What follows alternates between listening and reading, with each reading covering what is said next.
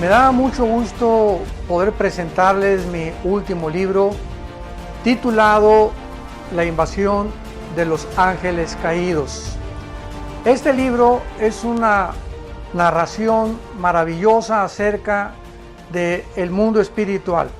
Hemos estado escuchando a través de los medios de comunicación como el canal de Discovery Channel, National Geographic, que los paleontólogos, los arqueólogos, científicos, etcétera, etcétera, están tratando de descubrir la razón por la cual las pirámides de Giza en Egipto, las ruinas de Machu Picchu en Perú, las famosas piedras de Stonehenge en Inglaterra, etcétera, etcétera, que fueron los extraterrestres.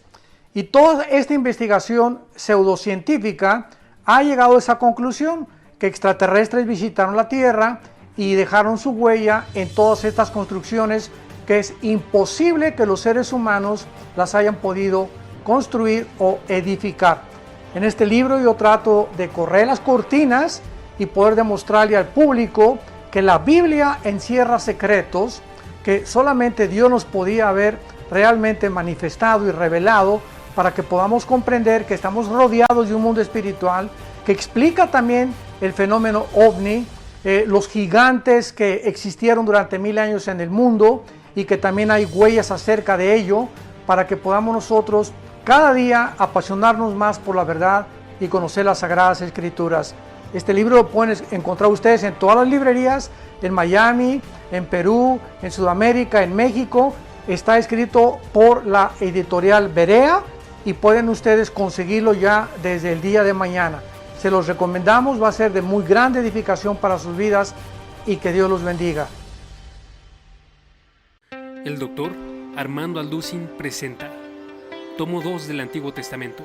Continúa el recorrido a través de la historia de Israel en 84 de conferencias del doctor Armando Alducin, donde examinaremos el libro de Levítico y Números. Adquiere nuestra USB y lleva la palabra de Dios en todo lugar, todo a un precio especial para tu edificación.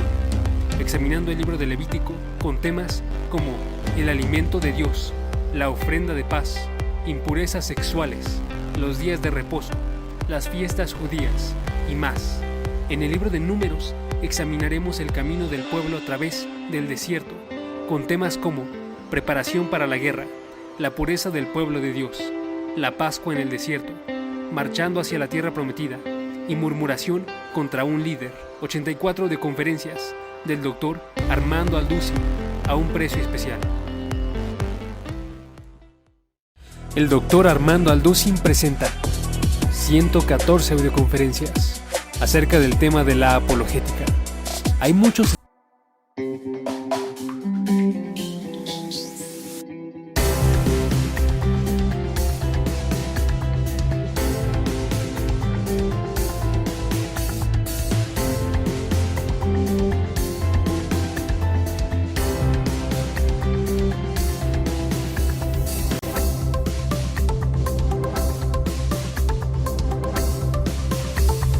Estamos con la cuarta conferencia de la serie Conociendo el fin de los tiempos. Así se llama la serie.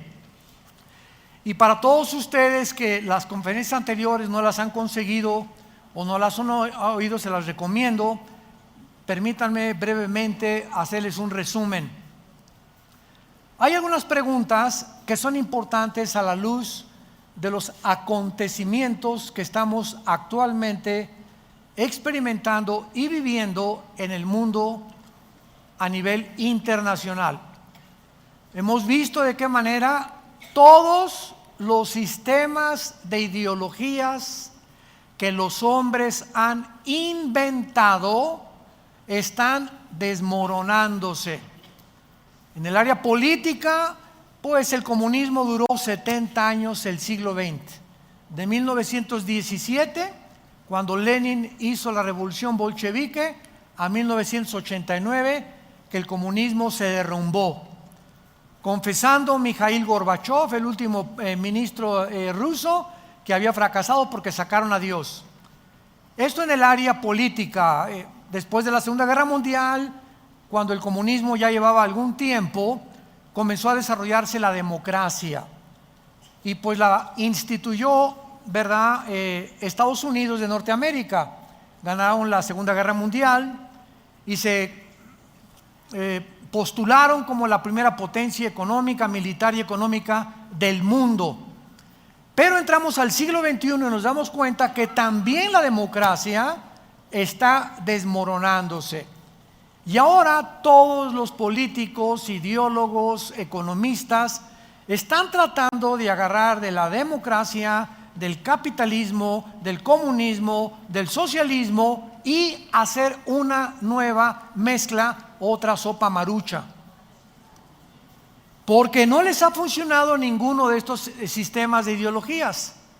Un ejemplo es China, que se considera comunista y es capitalista. Háganme el favor nada más. Esto no existía hace 40, 50 años del siglo pasado. Si tú eras comunista o eras socialista, era imposible, que fue el problema de la Unión de Repúblicas Socialistas Soviéticas, la antigua Rusia, que Gorbachov confesó: fracasamos el comunismo por aislarnos del capitalismo y haber sacado a Dios de Rusia. Y ahora pues vemos que el comunismo se está uniendo con el socialismo, se oye un poquito más bonito socialismo que comunismo, y estamos ante un mundo donde somos testigos que nada que el hombre desarrolle o invente puede prevalecer por nuestra propia naturaleza caída, pecaminosa y la imperfección de los seres humanos. Necesitamos a Dios. Filosóficamente, los ateos, es imposible que un ateo, en un debate actual, pueda una persona adjudicarse ese calificativo de soy ateo. Porque ahora una persona que diga soy atea no sabe filosóficamente que es insostenible mantenerse ateo, porque si una persona te dice ateo, filosóficamente lo destruyes, lo desmoronas, porque esa persona simplemente te va a decir: es que yo no creo en nada y no creo que exista Dios y que ahí acaba todo. En ese momento tú le dices: entonces tú te estás constituyendo en un Dios. Porque cuando una persona dice yo no quiero ninguna deidad, no le quiero rendir cuentas a nadie, ni mandamientos, no quiero obedecer a nadie más que a mi propia conciencia y a mi propia moral que yo me voy a inventar, en ese momento esa persona se ha endiosado. Entonces, ateo sin Dios no existe, porque no crees en nadie y crees en ti mismo, y en ese momento te constituyes en un Dios, como los césares romanos, que se erigieron dioses para que los adoraran, porque también ellos, aunque eran politeístas, creían también, ¿verdad?, que ellos también eran dioses. Bueno, en fin, políticamente, religiosamente, filosóficamente, hemos llegado a un mundo caótico, a un mundo donde prevalece la angustia, la desesperación en las gentes. Vemos las caras en los centros comerciales, donde viajes tú, la gente jajaji, jijijo, por arriba y por dentro están llorando, vacíos, desesperados, sin esperanza, sin paz, inciertos, con estrés, tomando pastillas tranquilizantes, Secuanil, Valium, Prozac, etcétera, etcétera, por la causa e incertidumbre que reina en el mundo. Nosotros, la iglesia, la familia de Dios, hemos llegado a esta época y tenemos que saber que hay un Dios que nos dice: no temas, nunca te dejaré, nunca te abandonaré, estaré contigo todos los días del mundo, pero acércate a mí. Hoy más que nunca acerquémonos a Dios. Y cuando hablo yo acerquémonos a Dios, estoy diciendo acerquémonos a la Biblia. Tú te separas de este libro, te separaste de Dios. Mis palabras, Jesús dijo, son espíritu. Lo que está aquí escrito entra a nuestro espíritu. El intelecto es enriquecido por la sabiduría divina, pero el espíritu es fortalecido, te da convicciones, te integra, te da visión, te da paz, y cada día esa esperanza a la que todos fuimos llamados crece dentro de ti. Sepárate de este libro, no me importa que te llames cristiano, presbiteriano, bautista, Viena para el mundo, lo que tú me quieras decir.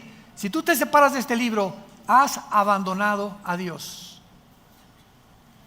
Y cuando, escuchen esto, cuando nosotros nos separamos de Dios o abandonamos a Dios, en ese momento, ¿sabes una cosa? Dios no dice, mira, este ya se alejó de mí, rum el ramalazo, con una penca de nopales, dale duro. Dios no va a hacer eso. ¿Saben lo que hace Dios?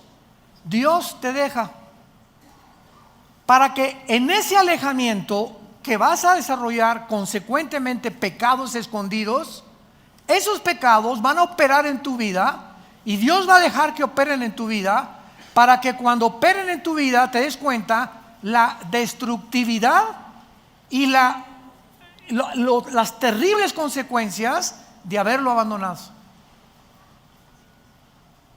Por eso la Biblia continuamente nos dice que no hay bendición más grande para el ser humano que saber que su presencia nos acompaña. Cuando Moisés le dijo, Señor, mira, por favor, de alguna manera voy con 2 millones de cabritos, porque eran cabritos los judíos en el desierto, ninguna oveja, eran puro cabrito, por favor. Y Dios le dice a Moisés, mi presencia irá contigo. Era lo único que Moisés necesitaba saber, que él podría caminar en valles de sombra de muerte, con una cuñada mala, tienes de vecina una bruja, tu suegra te anda correteando con la escoba, te abandonó tu esposo, tus hijos están mal. No importa las circunstancias a nuestro alrededor, qué pesimistas o graves se encuentran, si la presencia del Santísimo está en tu vida, vences. ¿Qué vences? Vencerás la depresión, la frustración, el rencor, la amargura, la desesperanza que el mundo nos ocasiona. Pero todo está aquí. Y muchos cristianos inclusive se atreven a venir a la iglesia el domingo sin esto. Virgen, ¿a quién invocamos? La de todos los remedios, la de la Macarena, la de Jesús, María y José y el burrito que los acompaña. Increíble. Pero así está la cristiandad. Y se dicen cristianos, pero se separan de este libro. Es que el domingo va a estar en el pizarrón el versículo. Bueno, una de las cosas más maravillosas que encontramos en la Biblia y de lo que se trata toda esta serie, ya no los voy a regañar. Una de las cosas más maravillosas en la Biblia que encontramos es que Dios ha establecido una semana profética de 7 días, porque en 6 días creó la creación y el séptimo descansó. Independientemente que detrás de esta semana, tú pregúntale a cualquier persona que quieras en el mundo, ¿quién inventó la semana de 7 días? Nadie te va a contestar. Y cuando le preguntas a un neurólogo o a un psiquiatra o a un psicólogo, han descubierto que el ser humano es imposible que se mantenga ecuánimamente, que se mantenga con una salud integral mental verdaderamente sana si no descansa.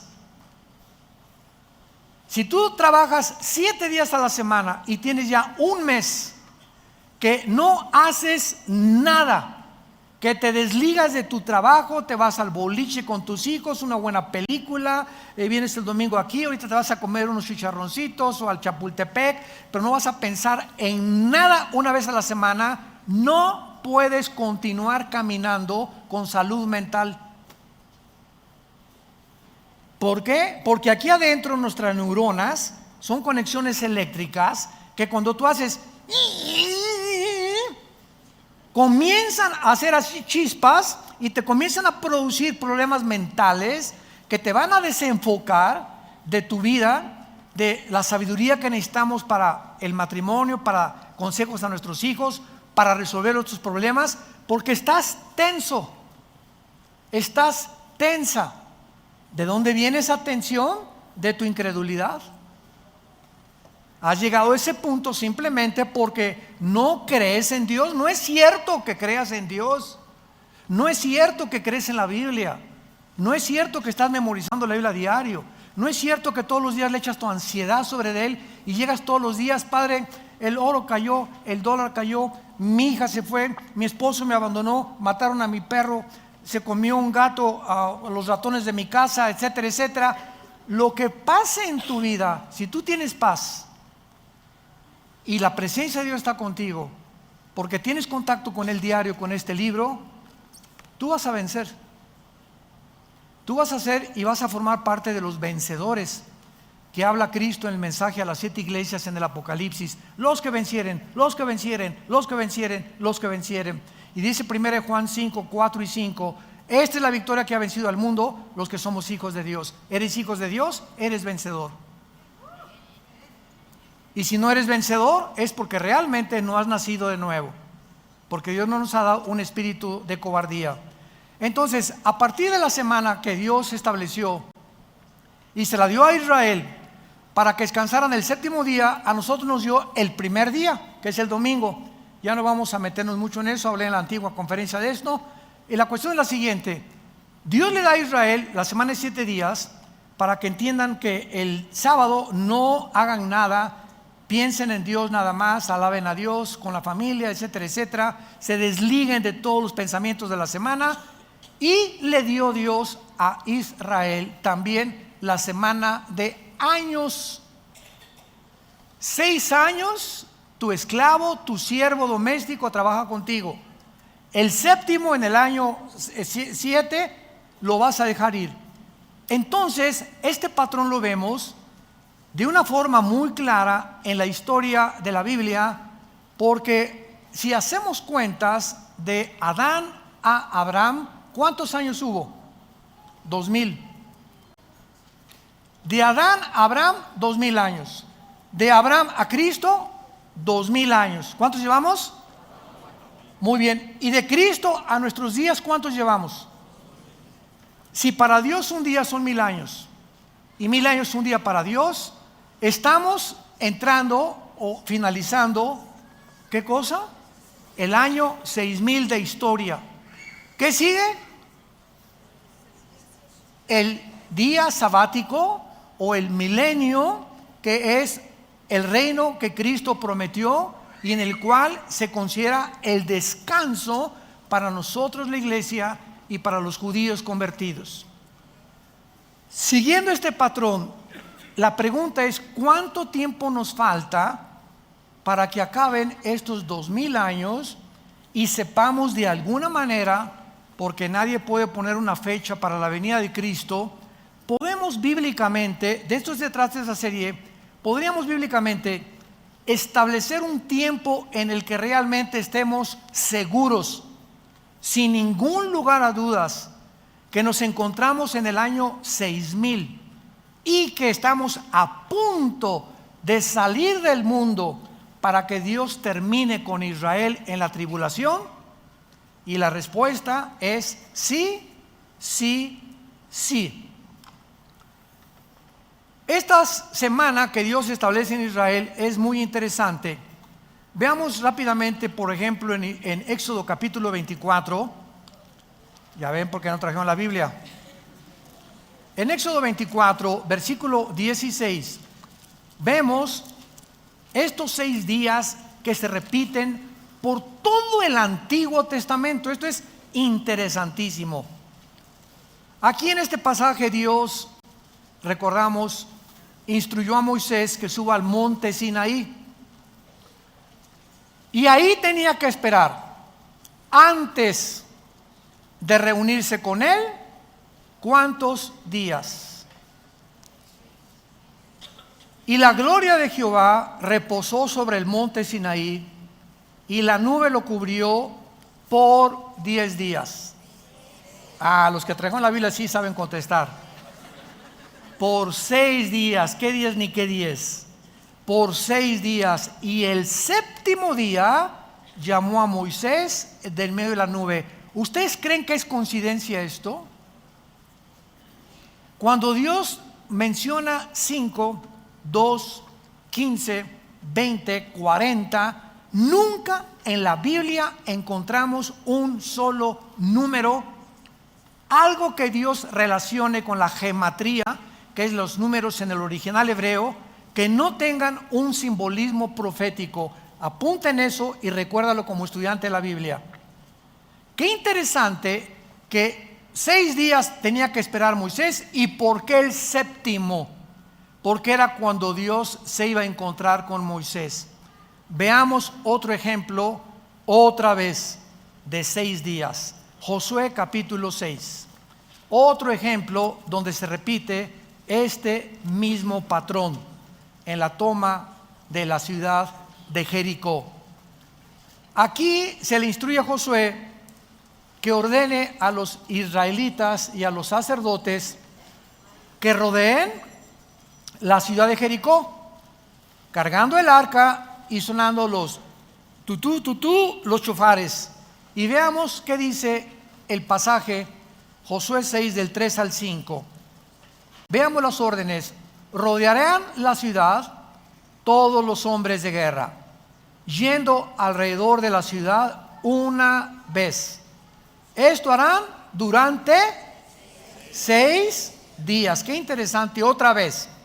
Y 7 sacerdotes llevarán 7 bocinas de cuernos de carnero delante del arca. Y al séptimo día, otra vez el día del descanso para Israel, el día del reposo. Este séptimo día darán 7 vueltas a la ciudad y los sacerdotes tocarán el shofar o las bocinas que Dios les dio para que ellos pudieran tocar. Vemos nosotros también que en el Antiguo Testamento se repite el patrón: 6 días y al séptimo te va a recibir Dios, 6 días Josué y al séptimo va a caer esto. Y esta repetición la encontramos de una forma interesante y misteriosa cuando Cristo se transfiguró con los discípulos. Vayamos ahora al Nuevo Testamento, Marcos capítulo 9, y veamos otra cosa tan interesante de por qué otra vez 6 días y en el séptimo Cristo se transfigura. Dice Marcos capítulo 9. También les dijo, de cierto, algunos de los que están aquí: no gustarán en la muerte hasta que hayan visto al reino de Dios venido con poder.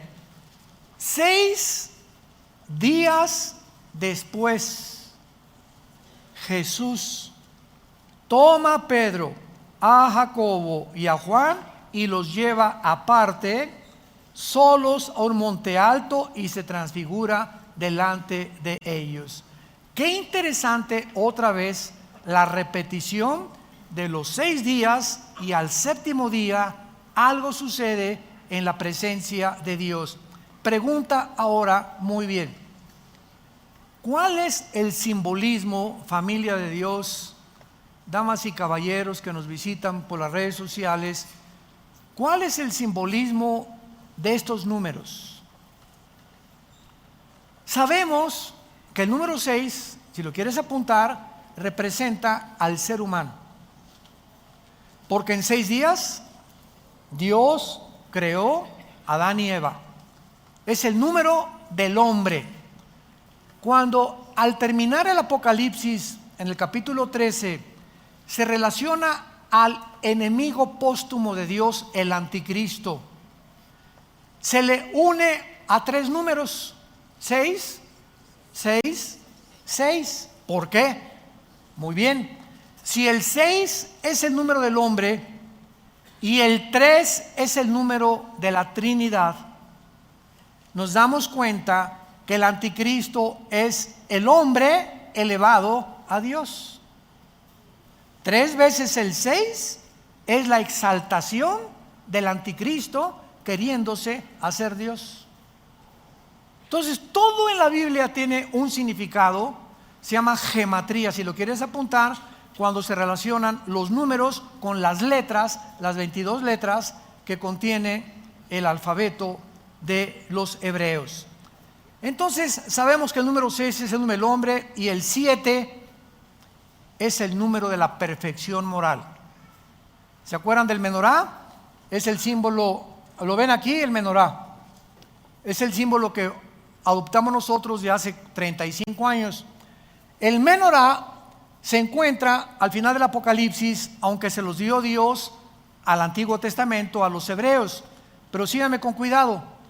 El menorá significaba en el Antiguo Testamento la luz. Y en el Nuevo Testamento aparece en Apocalipsis capítulo 1. Y a Cristo aparece en medio. ¿Y qué hay a la izquierda? ¿Cuántos ramitas? 3. ¿Y del lado derecho? 3. Muy bien. El número del hombre unido a Cristo, entramos a la perfección.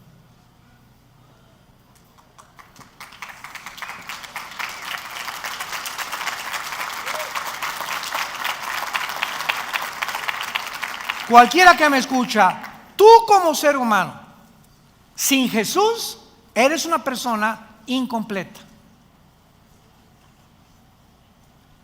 No es hasta que Jesús entra a nuestra vida que subimos a un rango donde comenzamos, aunque no lo alcancemos en esta vida, de espiritualidad, donde la mente se nos abre y comenzamos a entrar a la dimensión espiritual mediante la Biblia, y nuestra vida comienza a ser restaurada, porque Jesús ha entrado y nos convertimos en la luz del mundo. Y tú eres la única luz en el salón de tus clases. Tú eres la única luz en tu taller de carpintería, en tu bufete de abogados, en tu consultorio médico, en tu taller de surcido, en tu escuela, donde quiera que vayamos. Estamos en un mundo en tinieblas. Ahora en Navidad te vas a juntar con personas de tu familia que no saben nada de nada más que pásame la de tequila Cuervo. Y viva Jesús y viva Zapata también. Y si tú en estos tiempos en la que la gente está predispuesta de una forma sensible por Jingle Bells y Noche de Paz, hay un espíritu de melancolía en el mundo, etcétera, etcétera, si no aprovechamos, para eso lo hacemos, porque sabemos que Cristo no nació el 24, pero lo aprovechamos para que en este espíritu en que se encuentra el mundo demos testimonio de Él. Y ahora en Navidad, ay de aquel cristiano que tenga una noche de Navidad o que la pase con sus familiares y en toda la noche y en todo el día, ni el 25 hablaste de Jesús o les dijiste, por favor, pido la palabra. No me importa lo que van a decir de mí, quiero decirles que la Biblia dice, siempre digas, la Biblia dice que un hombre murió hace 2000 años. Querida familia, amigos que nos visitan, la Biblia dice que Él pagó por tus pecados, que Él murió y resucitó, fue enterrado y resucitó al 3 días. Ese hombre ha entrado a mi vida y no les puedo decir más que Él vive. Y quiero decirles a ustedes que necesitan arrepentirse de sus vidas e invitarlos a sus vidas, a su corazón. Si te hacen caso o no te hacen caso, no es tu problema. Los resultados se los dejamos a Dios. Tú cumple con el ministerio que Dios nos ha dado. Vayan y den estas noticias al mundo entero. Y si tú no lo haces, es porque no tienes el Espíritu Santo, porque Dios no nos ha dado espíritu de cobardía, sino de poder, amor y dominio propio. Entonces, si tú estás chico palas, y hay que van a decir de mí mis cuñaditos, y por aquí por allá, esta cobardía que te invade, te denota que no tienes el poder del Espíritu Santo, y por eso no das testimonio. Te engañas, no es cierto que eres cristiano. No es cierto que eres cristiano. No sigas engañándote más. Dios no nos ha dado espíritu de poder. Y recibirán poder, Hechos 1:8, recibirán poder cuando haya venido el Espíritu Santo y me serán. ¿Lo está haciendo? La única evidencia que habla que tú eres cristiano es que hablas de Jesús. y no te importa la reacción, ni lo que digan, ni la persecución a la que te puedes enfrentar, porque lo único que te interesa es cumplir con la responsabilidad de ser testigo del Hijo de Dios. Ahora bien, una vez que vemos que el 6 es el número del hombre y el 7 la perfección, el resultado de todo esto, de tantos 6 y el 6 y el séptimo, es que tenemos un patrón en la Biblia, un patrón que Dios nos ha dejado para que comprendamos la forma cómo se desarrollará la historia. 6,000 años de historia, estamos a punto de entrar al 7,000, que es el milenio donde Cristo viene, y Dios nos ha prometido esto. Así pues, hemos visto que hay un patrón en la Biblia y un plan de Dios, y esta es la razón también, ¿verdad?, de poder comprender el gran panorama que tenemos en la Biblia de Dios para entender dónde nos encontramos ahora. Lo único que podemos decir con seguridad es que nos encontramos en el año 6,000. De eso no hay dudas, porque de Adán a nuestros días ha habido 6,000 años de historia de acuerdo a las genealogías de la Biblia, con diferencias de años bisiestos. Cuando se cambió el calendario lunar, que es de 360 días, por el calendario gregoriano, que le aumentaron 5 días, minutos, segundos, estamos en años 365 días, los judíos son sus años de 360. Entonces ha habido bastantes cambios y decimos que estamos en 2019, pero realmente, si estamos en 2019 y realmente estamos contando los años de 360 días de parte de Dios, nos encontramos en la orilla de la venida de Jesús por nosotros.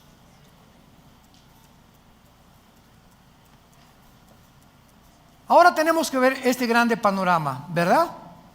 Ahora vamos a 2 de Pedro, capítulo 3, en el Nuevo Testamento, y vamos a seguir buscando estas piezas del rompecabezas, porque se nos advierte que en los últimos días, si estamos en los últimos días, vendrían muchos burladores, haciendo mofa del cristianismo, de la Biblia y de los últimos tiempos, como yo he oído a líderes cristianos decir: es que el mismo ronroneo es de hace muchos años.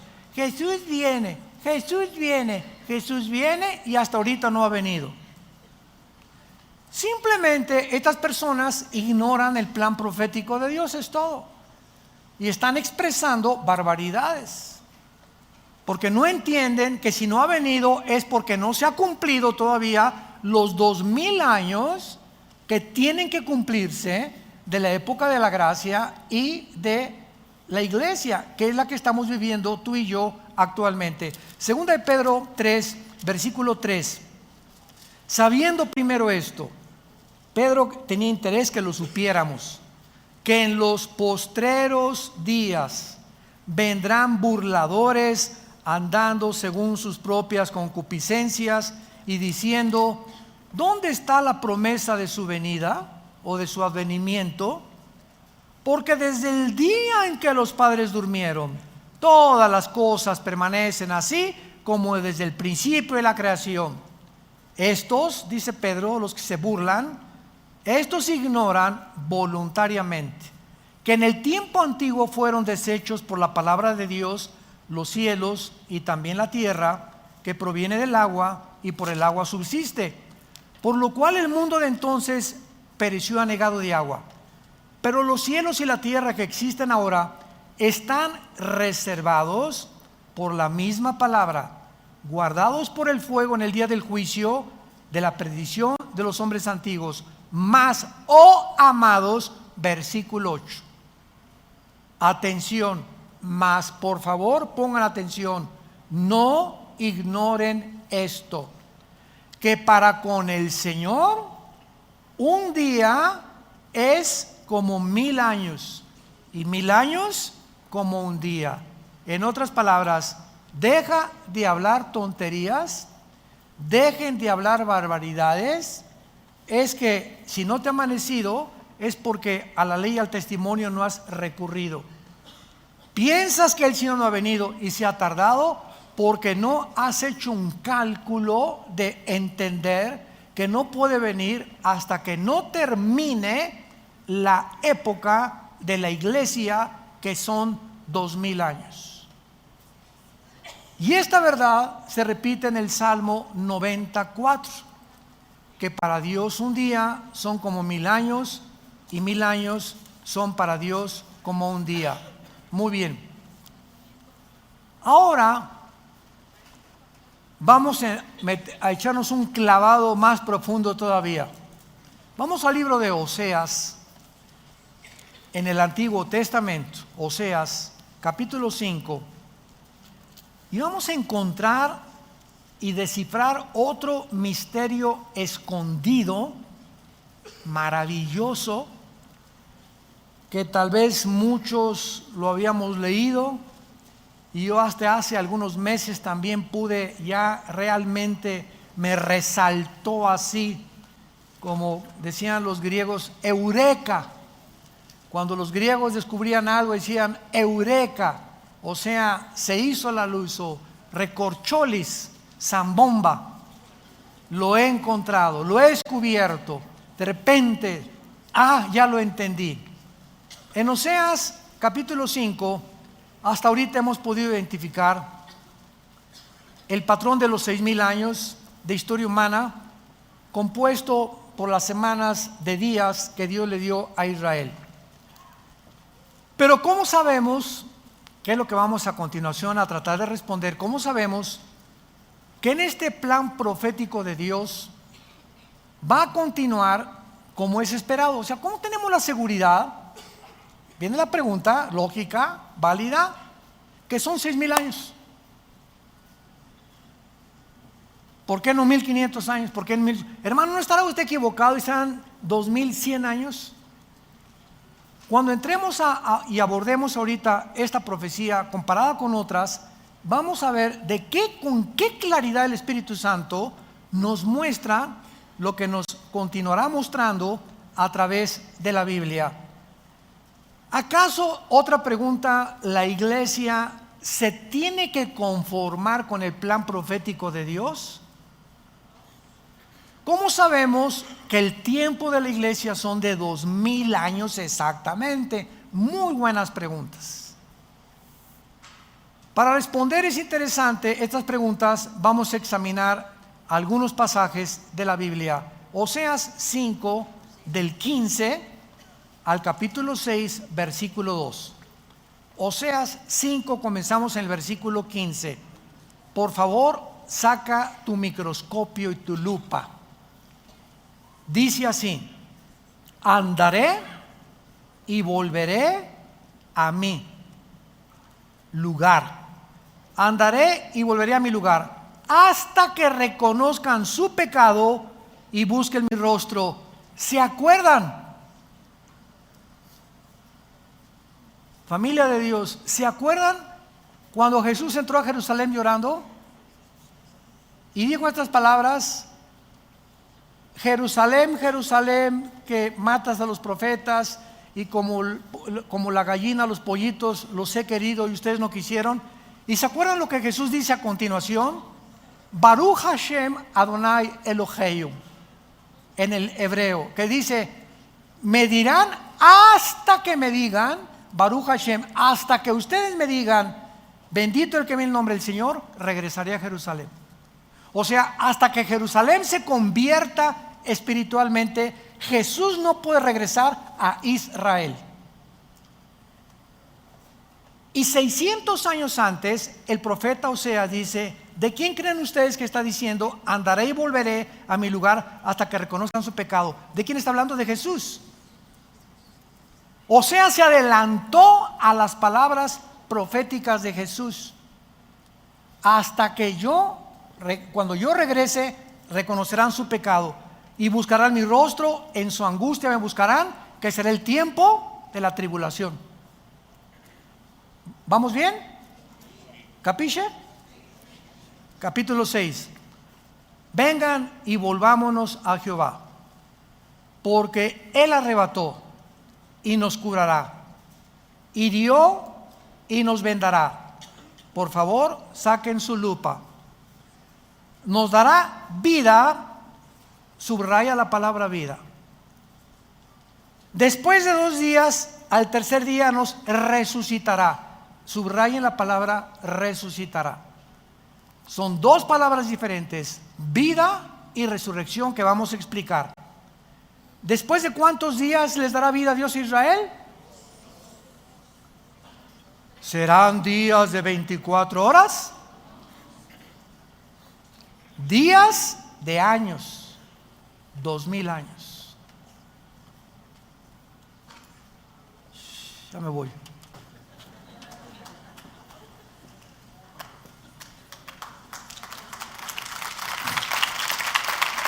¿Lo pueden ver? ¿Lo pueden ver los que traen su Biblia? Vamos a rascarle más. En el tercer día nos resucitará y viviremos delante de Él. Muy bien.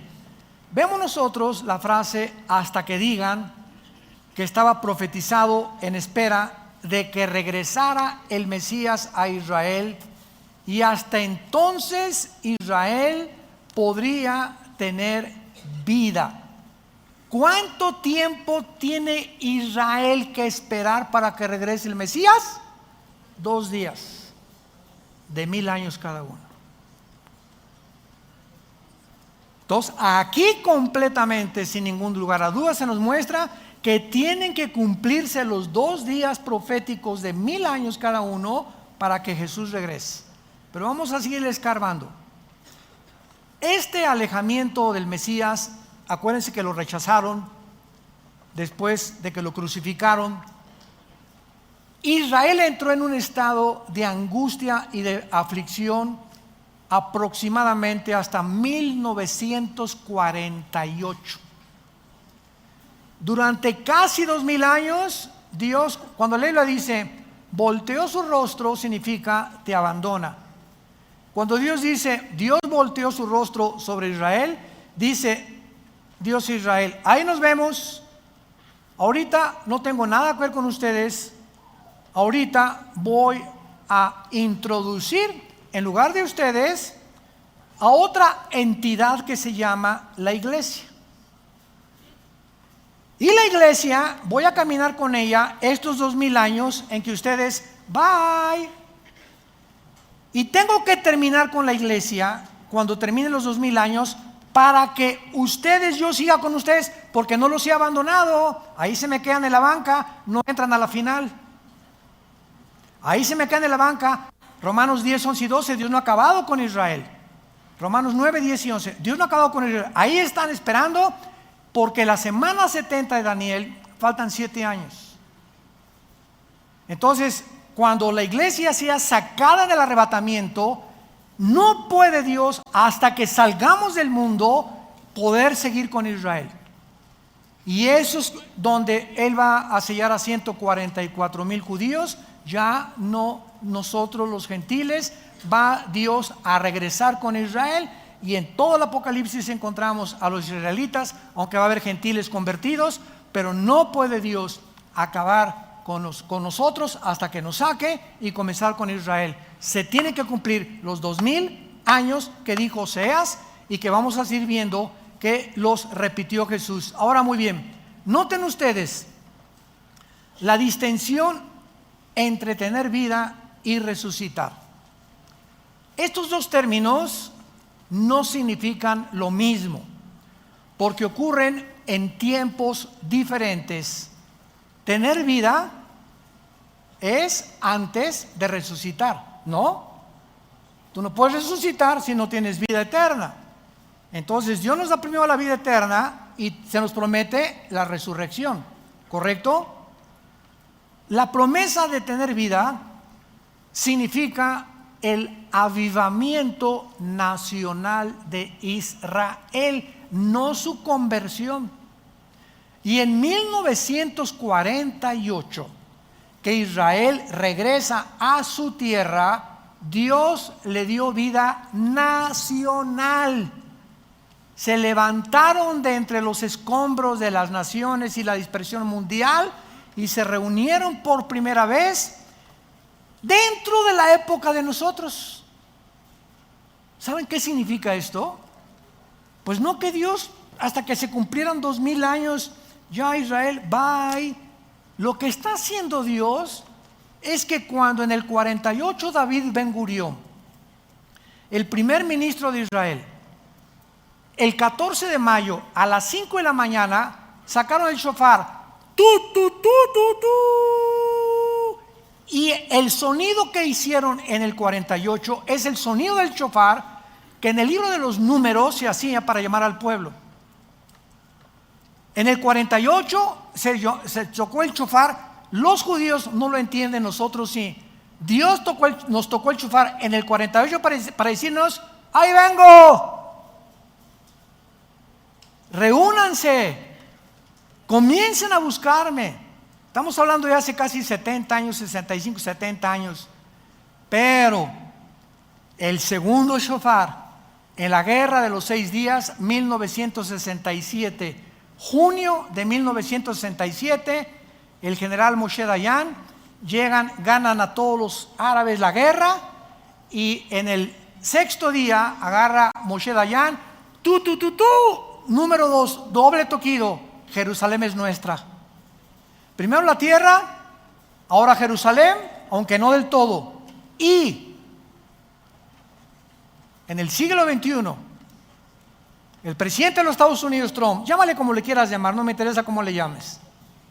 El presidente de los Estados Unidos dictamina, establece que la embajada de Tel Aviv sea colocada en Jerusalén. Nunca en 2000 años había pasado esto. 3 hechos inauditos suceden simplemente para decirnos a nosotros: escuchen, si yo estoy a punto de terminar con ustedes, ya vamos a llegar al año 6000, ya les toca el shofar en el 48, en el 67, y ahora quiero que sepan dónde se encuentran. Prepárense para que sean dignos de no pasar la tribulación. Dios nos está hablando. Dios no quiere que mañana amanezcas en el infierno. Dios no quiere que te sigas llamando cristiano y te sigas engañando simplemente porque vienes a un lugar a reunirte. Dios quiere sacudirte las fibras más íntimas de tu alma para que despiertes a la realidad, si eres o no eres, para que te examines a ti mismo, porque el tiempo se acabó. El tiempo se acabó. Ahora, muy bien, la segunda promesa, marcada por el tercer día, apunta hacia el renacimiento espiritual de Israel. Y esto sucederá cuando, Romanos 11, 25, 26, cuando Jesús venga, todo Israel será salvo. Ahorita Israel regresó a su tierra, ganaron las guerras, ya la embajada está en la ciudad de Jerusalén, pero los judíos siguen rechazando a Jesús. Los que nos acompañen el año que entra a Israel en junio, lo vamos a descubrir cuando vayamos al Muro de los Lamentos. Cuando entremos al Muro de los Lamentos, antes de entrar hay como un puesto que nos dan kippahs así de cartón, y tú no puedes acercarte al Muro de los Lamentos sin la kippah. Nos tenemos que someter porque es la costumbre de los judíos. Creen que es es una blasfemia acercarte sin que te cubra la cabeza, cuando nosotros se nos dice en 1 Corintios 11 que para el hombre es deshonroso cubrirse la cabeza. Bueno, pero así son ellos, ¿verdad? Son los religiosos. Y cuando llegamos a algunos momentos, vas a encontrarte a judíos enfrente de los lamentos vestidos de negro, con caireles, con sombreros, casi quizás se lo ponen después, pero los religiosos ortodoxos tienen sombrero y están así. Y agarran papelitos y los escriben y los meten entre las hendiduras de las piedras del Museo de los Lamentos, para que cuando venga el Mesías, esas oraciones que introducen en las piedras se cumplan. Con la única diferencia que cuando ven el Mesías, no es el Mesías que ellos esperan, será el anticristo, que los entrampará y les hará creer que es el Mesías con los milagros que va a hacer. Y muchos escogidos cristianos también se van a ir con la finta y van a ser engañados. Entonces es una religiosidad en Israel ahorita impresionante. Y si tú en el Muro de los Lamentos, se los advertimos a todos los que nos acompañan, mencionas la palabra Yoshua, te apedrean, te adelantas al rapto. A mí me lo hicieron, no me apedrearon, me salvaron. Pero yo no me acuerdo, hace 3, 4 años, la última vez fuimos a Israel, yo no sabía. Gracias a Dios estaba conmigo un rabino argentino, judío, y comencé a testificarle a Jesús, y me rodearon como 10 rabinos, y me veían así con unos ojos horribles. Y yo estaba demostrándoles con el Salmo 22 y Isaías 53 que Jesús es el Mesías, pero estaban así tan expectantes y me decía desde atrás el misionero que teníamos: vente, me dice, te van a aventar pedradas ahorita, vente corriendo. Yo le decía que no te entiendo, ¿qué onda? Total que el rabino argentino, de alguna manera Dios le tocó el corazón, me agarró y me sacó y me llevó hasta afuera del Muro de los Lamentos, y ahí me dijo, me enteré 2 años después que ahora es pastor en Argentina. Se convirtió a Jesús. Gracias, Padre, tu palabra no vuelve vacía.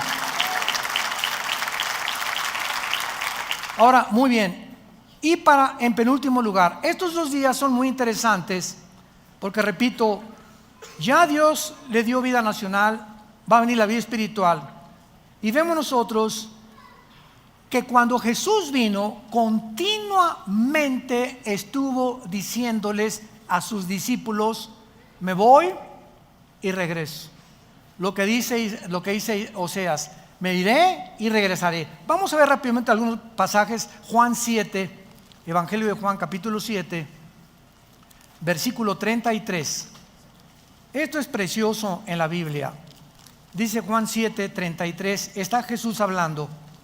Entonces Jesús les dijo: todavía un poco de tiempo, o sea, aquí está hablando ya semanas antes de su crucifixión.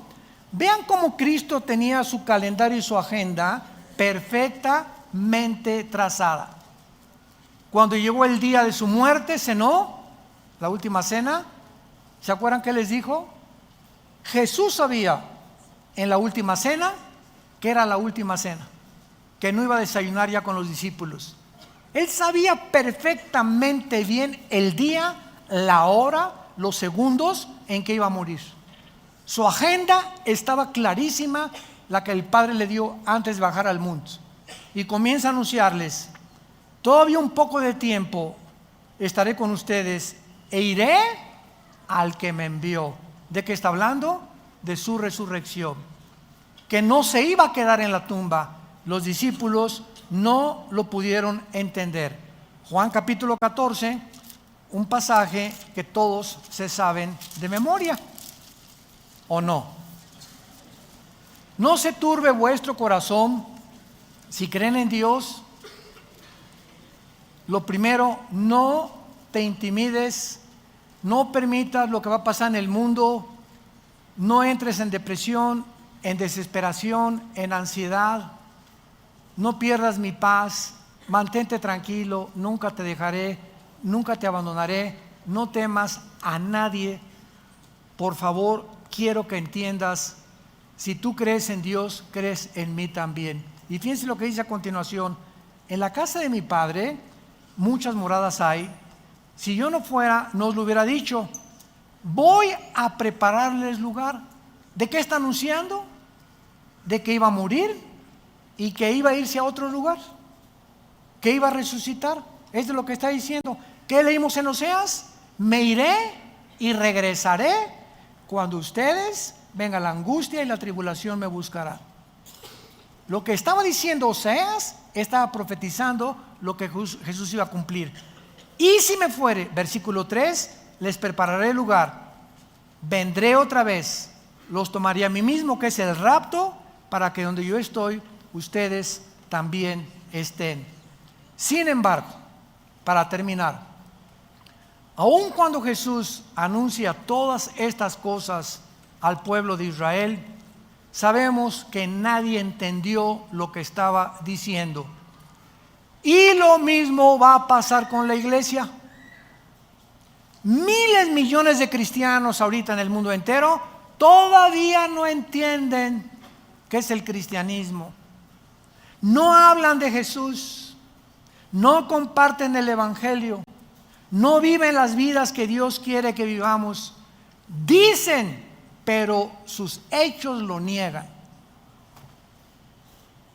Lo mismo va a repetir. Si todavía no entienden que el barco se está hundiendo ya en el mundo, que estamos en un mundo podrido, completamente putrefacto, que ya huele a basurero, todo el mundo, las naciones, la política, todo está ya echándose a perder, y los cristianos siguen con sus telenovelas, pensando, ¿qué carrera voy a estudiar? Una que deje feria. Y si no transo, no avanzo. Y si esto, y es increíble que así va a sorprenderte el arrebatamiento de la iglesia. Aun cuando actualmente nos encontramos en la época de la iglesia, escuchen esto es importantísimo para terminar. La iglesia cristiana no es la fuerza que guía el plan profético de Dios, es Israel. Por eso hace 70 años, en el 48, Dios hizo, ante la expectación del mundo, una nación, la hizo renacer en un solo día, para recordarnos que el plan profético se cumple en Israel, porque es el factor crítico que Dios usa para mostrarnos en qué tiempo nos encontramos. Israel es el termómetro de Dios. Comenzó llamando a Abraham y terminará llamando a los judíos en Apocalipsis capítulo 5 en adelante. Nosotros estamos en un tiempo intermedio, como una familia nueva que Dios formó, para que demos el último mensaje al mundo, a los gentiles, y entonces vendrá Jesús por nosotros, nos llevará y terminará la semana 70 con Israel. Y la pregunta es, ¿estás tú preparado para encontrarte con tu Dios? ¿Estás tú 100% seguro que si tú murieras hoy en la noche, pero sin ninguna duda, te irías con Jesús? Nadie levante la mano. Pero tienes esa seguridad absoluta. Si no la tienes, dile estas palabras a continuación en el silencio de tu corazón. Puedes inclinar tu cabeza y decirle: Señor mío y Dios mío, te pido perdón por mis pecados. Creo que en esa cruz tu Hijo abrió las manos, su cabeza fue coronada con espinas, fue enterrado y resucitado al tercer día. Este mensaje glorioso que me das esta mañana me llena de una esperanza que yo no tenía, sabiendo que puedo dormir ya tranquilo, tranquila, porque ahora eres mi Señor, eres mi Salvador, porque creo que en esa cruz pagaste con tu sangre las iniquidades, las transgresiones, las abominaciones de mis pecados pasados, y que ahora yo puedo descansar en paz, sabiendo que tú los llevaste en la cruz, que a los 3 días volviste a vivir, tal como lo prometiste en el Antiguo y en el Nuevo Testamento. Me iré y regresaré por ustedes. Ahora, Jesús, mi Dios y mi Salvador, te estoy esperando que vengas por mí.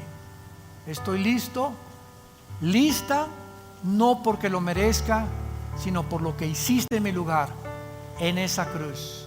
Gracias por tu poder y tu gracia, en el nombre de Jesús. Amén.